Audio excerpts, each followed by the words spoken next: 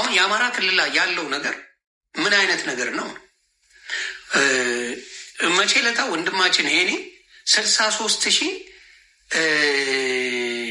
ትላንትና መስለኝ ሄኖክ ጊዮን የሚባል ወንድማችን አለ። እኔም መቸኛል ጨዋነቱን ምናምን ወደዋል። ንግግሩ የሰከነ ነው።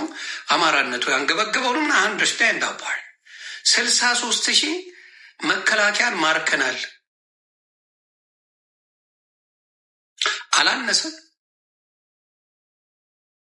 አላነሰም ወይ?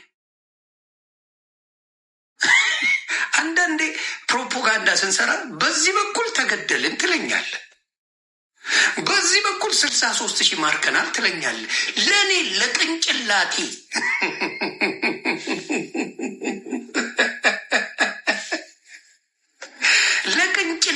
ጭንቅላቴ አይደለም ለቅንጭላቴ እንዲመቸኝ እንዳስተውል ድሮን እየተጨፈጨፈ አለቀብኝ ትልና እዚህ በኩል ደግሞ 63,000 ሰው ማረክ ያለው ትለኛለህ። ትንሽ ክላሽ አያደርግም? ትንሽ አወዛገብም? ትንሽ ግራ አያጋባም? ለጤና ራሱ ጥሩ ነው። በዚህ በኩል ተጨፈጨፍኩ፣ በዚህ በኩል አለኩኝ፣ በዚህ በኩል እንዲያርኩኝ ካልከኝ በኋላ 63,000 መከላከያን ማርኬ እየመገብኩን ያለሁት ስትል ትንሽ ፖለቲካ በእውቀት እንጂ በደመ ነፍስ አይሰራም።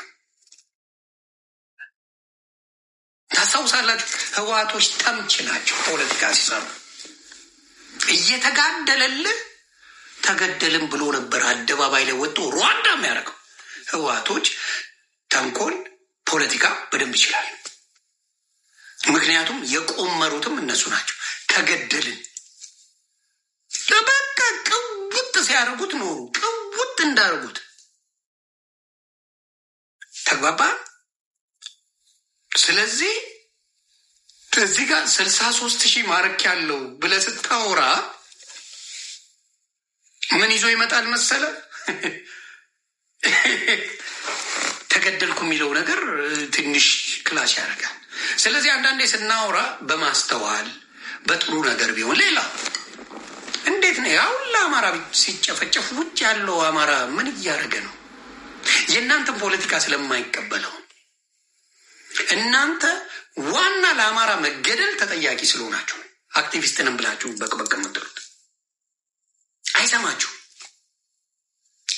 ብር አምጡ ብቻ ነው የእናንተ ጥያቄ። ብሩን አምጡ የሚል ጥያቄ ነው።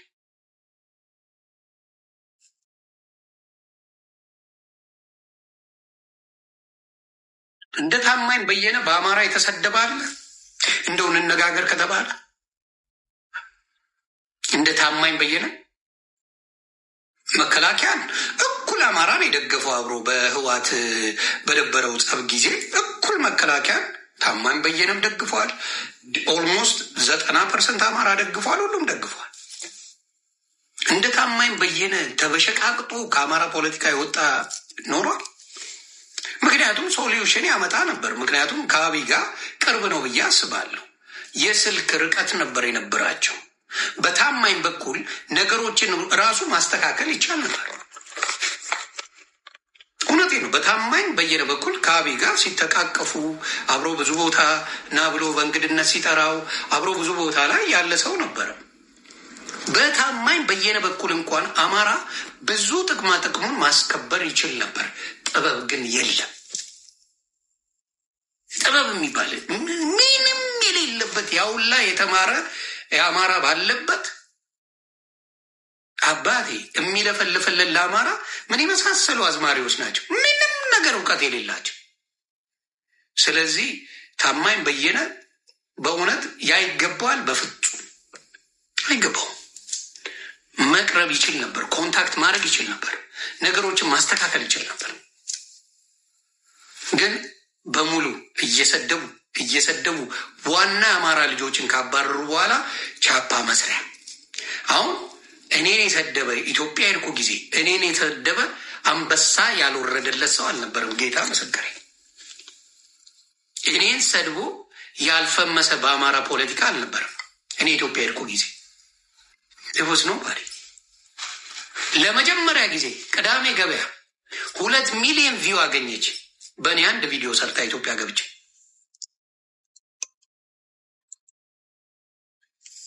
ለመጀም ቪው የሚባል አልነበራት። ጉት ሻማ ጅንስ በጅንስ ሁላ ለብሶ መጣ። ኢትዮጵያ ልገባ ነው ብሎ ቪዲዮን ላለቀቀ። ኤርፖርቱን ላይ ሄዶ ቪዲዮ አስለቀቀ። ሞጣ ኮረንት ያዘ። ማን ያልሰራው ቪዲዮ በኔ? ሁሉም ጮሁብኝ። ብቃት ሲኖር ግን ምን ታደርገዋለህ? ያራድጄ ልጅ ብቃት ሲኖር ታንጫጨዋለህ። ቢባል ሮማን እኔን ሙልጭ አርጋ የሰደበች ሮማን 7 ወር አልቀሳ ኢትዮጵያ ገባች። 7 ወር ይቅርታ፣ ዶክተር አብይ ይቅርታ፣ ክብርት አዳነች አበቤ ይቅርታ፣ ሽመልስ አብዲሳ ይቅርታ፣ እንትና ይቅርታ። እዚህ ጋር ያረኩትን መቼም አረንጓዴ ቢጫ ቀይ አልቀይራትም ያለች ሴትዮ ሮማን እዚህ ጋር ያረገችውን አረንጓዴ ቢጫ ቀይን አልቀይርም ያለች ሴትዮ ጭራሽ የአባ ገዳን አርጋ መጣች።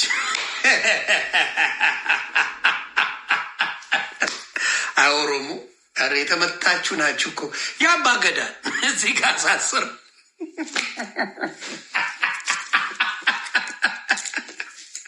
የአባ ገዳን እዚህ ጋር አርጋ አመጧት። አይቀርብም።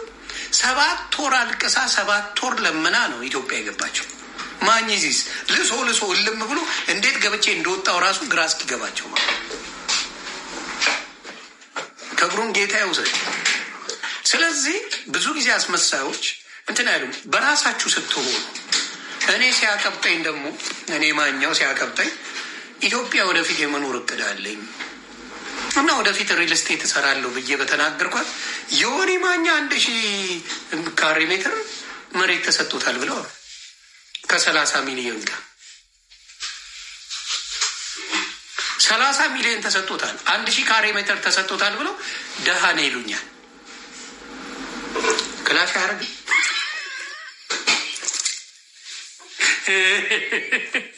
ትንሽ ክላሽ ያደርግም። 1000 ካሬ ሜትር ኢትዮጵያ ስንት ነው የሚሸጠው? 30 ሚሊዮን ብር ስንት ነው የሚሆነው በአሜሪካ? ትንሽ ክላሽ ያደርግ። ትንሽ ለጤናችሁ ጥሩ ነው እንደዚህ አይነት ነገር ማለት። ጤናችሁ ምናምን በደንብ እየሄደ ነው፣ ይስተካከላል። እውቀት የላቸው። የጎዳቸው እውቀት ያለው ሰው አለመኖሩ የአማራውን ጎንደርና ጎጃምን ያስጎዳ ይገኛል። ሌላ የሚጎዳ የለም። ጎንደርና ጎጃም ግን እንግዲህ 400,000 የአሜሪካ ዳላር ነው።